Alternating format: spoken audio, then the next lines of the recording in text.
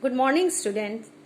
Today we will revise chapter 1 in civics of class 7. The name of the chapter is on equality.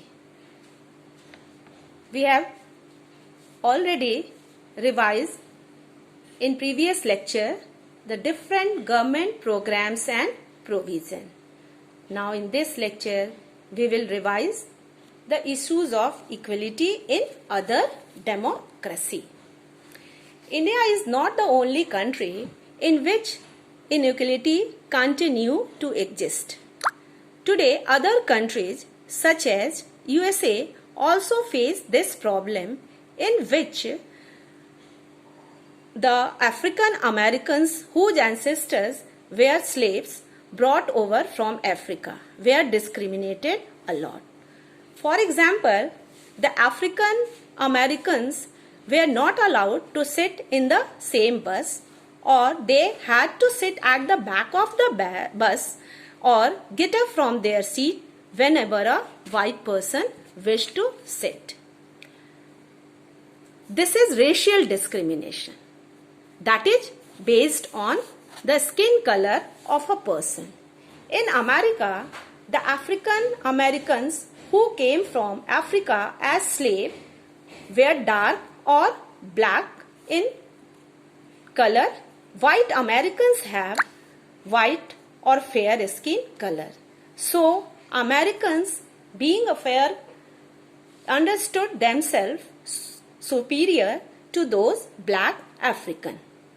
As well as in Vedic society, our Hindu societies was divided into different castes. Brahmins understood themselves very superior and Sudras were discriminated a lot, being a lowest class people. Understood? For example, Rosa Parks was an African American woman who refused to give up her seat on a bus to a white man on December 1, 1955. Her refusal that day started a huge agitations against the unequal ways in which they were treated, and which came to be known as the Civil Rights Movement.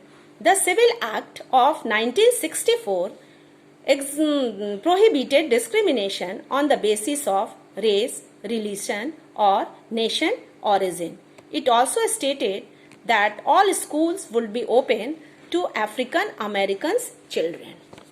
Now, our next topic is challenge to democracy. We know today India is a democratic country, as well as many other countries who declares themselves to be democratic are not fully or completely democratic. As today, also every person of a country is not equal. There are some or the other differences like economic, social, religious still exist.